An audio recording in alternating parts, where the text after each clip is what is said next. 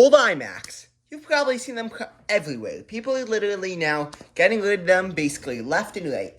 And now, I am the proud owner of one of them. And today, we're going to be fixing it up. And you will be coming along with me to fix it up. Hello everybody, and welcome back to yet another video. So in today's video, we're going to be fixing up this 2011 21.5-inch iMac. Specifically, what we're going to be doing today is, we're going to be maxing out the RAM at 16 gigabytes and putting a 256 gig SSD in this thing. So, backstory to this iMac, I got it at the last VCF Swap Meet. If you haven't seen the video for that, please check it out to get some context before you watch this video.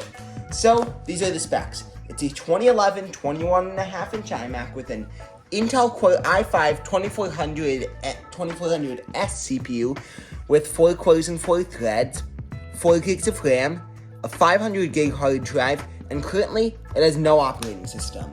So, you may be asking, it's a fully functional computer, what's the problem with it? The hard drive. It's not just a hard, it's not dead or anything, it's just a hard drive is too slow for this machine. It just doesn't even let it go to basically its full potential, because that's why we need to max out the SSD, the RAM, and we're even putting macOS High Sierra on this thing, because that's how to make these iMacs usable in 2026. So, with all that out of the way, let's get started with the repair. And the first challenging part is basically getting the screen off.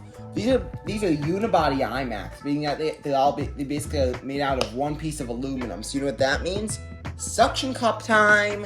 You have to use suction cups on basically either side of the display to basically pop it off. And once it's popped off, this is when you basically have to unscrew the display and also disconnect the display. So let's firstly use the suction cups to pop off the glass. Okay, so with the display now off, what we're going to be doing is we're going to be removing 10 Torx T10 screws around the display to remove it. So, unlike the previous generation of aluminum iMac, like what I have there, this is so much easier to take apart because you don't have to remove the chin. So, to avoid you time, we're going to use the power of movie magic. Okay, so now we have the screws off, so just a reminder, the ones around the sides, those specifically, they're T10, like this one right here. And then the ones on the top, they're T8. So, with all the screws out, the display panel is basically loose. This one you especially want to be careful with, so that you basically just don't crack it. So, there are some cables that you need to disconnect. Now that we're in the iMac, this is when it gets really fun. So, right here, that's the power supply. Do not touch it. Because when you touch the power supply, you get electrocuted and you have to go to the hospital. And we do not want that. Instead, there's the eye on the prize. We gotta remove this lovely hard drive. So, the good news is, if the screws to remove it, it's pretty easy. I'd say, firstly, try to remove the hard drive first, then you should remove the bracket first. I believe that takes 2 T10 screws. Yes, it does take T10, so we're gonna remove that. And also, there's some pegs that you need to pull this thing up from. So, after that, you can just disconnect the SATA power and the data cables, and then after that, you have the hard drive free. So, there's one last step that I'd like to take, and that's removing the hard drive bracket.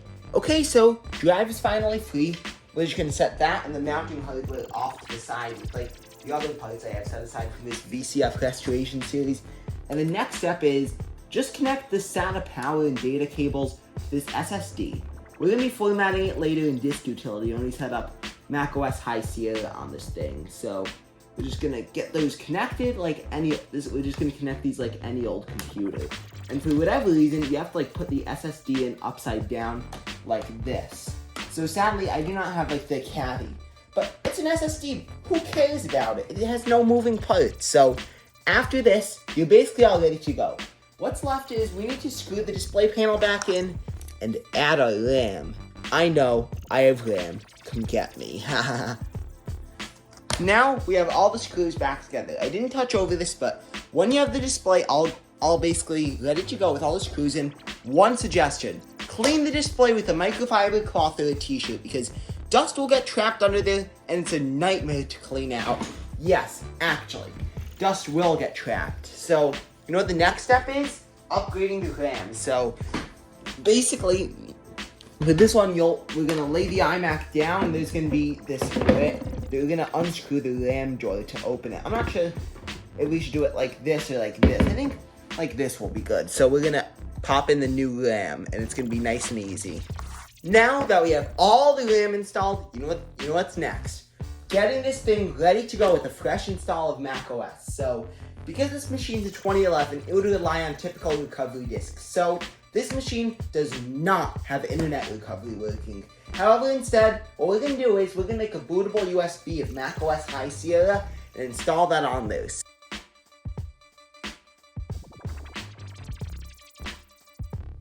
You won't believe this. One day later, and we finally have it ready to go. So, you may be asking, why one day later? Well, last night, I was literally fighting this iMac. Basically, I kid you not. This iMac's literally fighting me. So, I tried with different RAM combinations. I tried with some sticks of GDR3. These sticks they won't work because they're a lot slower. I tried some other GDR3 sticks. They went faster, so it would beep once every 5 seconds. Then I even tried with the original RAM and the same RAM that was of similar speed. It would also beep every 5 seconds. You know why? It's because the display cable wasn't even plugged in properly. So I had to literally open it up, plug the display cable back in, and, well, start from the top again. So now I really hope it's ready to go now. So, you know what? We're just gonna boot this thing up and give it a try. So let's hold down the power button and fire her up. Okay, so it's booting into our High Sierra installer, which is good. And hopefully it is showing the progress bar at least. So what we're gonna do is we're just gonna release the drive and disk utility and install High Sierra on this thing, which is very good. Okay, so now it's finally booted into the macOS utilities. So the first thing we're gonna do is we're just gonna run disk utility to completely wipe the internal drive because it currently has an install of Windows 10 on it, and we wanna prep it for, well, APFS. Okay, so here's our disk. It's NTFS formatted, so you know what we're gonna need to do? We're gonna have to use, I think we can go for I think we're gonna have to use APFS today. So we're gonna do that, and we're just gonna name it Macintosh HD. Erase process has failed? What do you mean? Okay, so it's an unmounting disk. Media, it's literally just technobabble, and I can't even have, it's because it's not mounted. Let's try mounting it, and mounting it does nothing. That's so terrible. Okay, so take two. We're just gonna try using perfect. Look, we just had to use macOS Extended Journal instead of APFS. So we're just gonna, because High Sierra was the first one with APFS, so we're just gonna install a new copy of macOS, and I think it's because it's running off of an SD card. That's why this boot thing is running a lot slower. So macOS High Sierra, set up the installation, agree, trust me, I already read all this. Macintosh HD, let's install it on there. So, you know what that means? Cue that time-lapse music.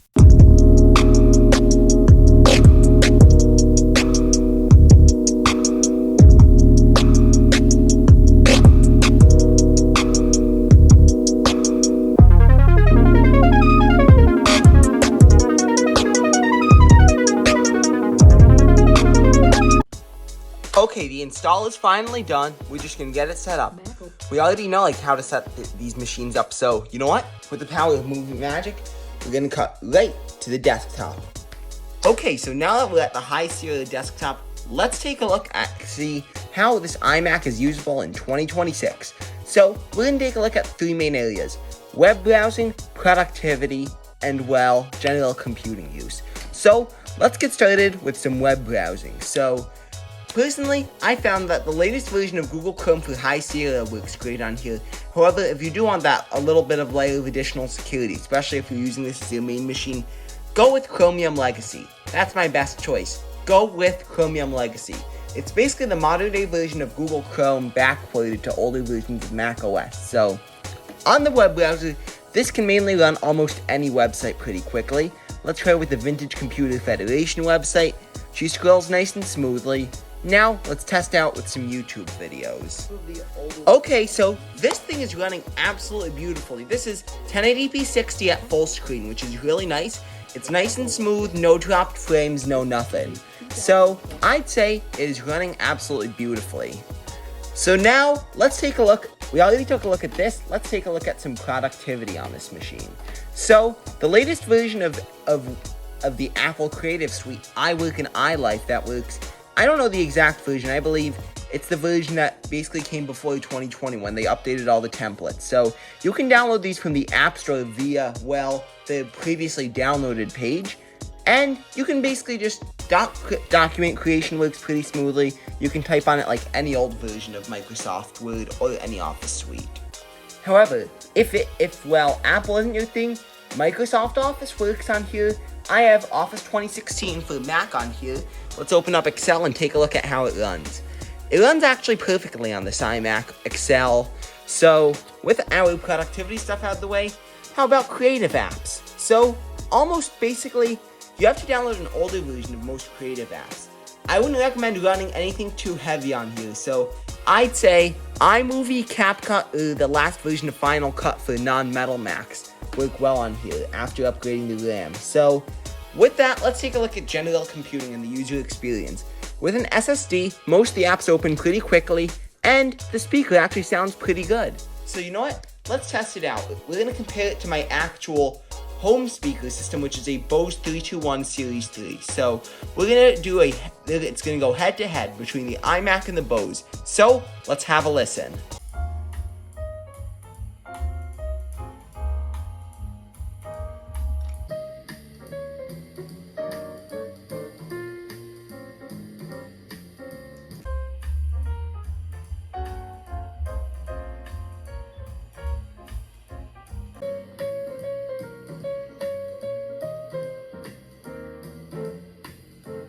Both the speakers, they sound pretty good. However, if I were to give it to one, I would actually give it to my personal sound system.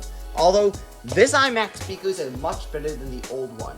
So ultimately to conclude, is the 2011 iMac still usable in 2026?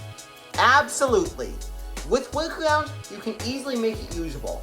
It's a lot better than the 2010 and 2009 predecessors, which used much older CPUs. This one has the more efficient Sandy Bridge CPUs, and although the 21-inch does have the AMD Radeon 6000 series, which do have the infamous graphical failures, they don't fail as much as the 27-inch ones, which do sadly have the AMD failures. But then if it dies, you can easily just swap it out for, say, an NVIDIA Quadro card or something. So, ultimately, this is a great iMac, and that's the first VCF Swap Meet project done. Well, if you enjoyed this video, thank you so much for watching. Please like, watch, and subscribe. I will see you guys in the next video. Bye, y'all.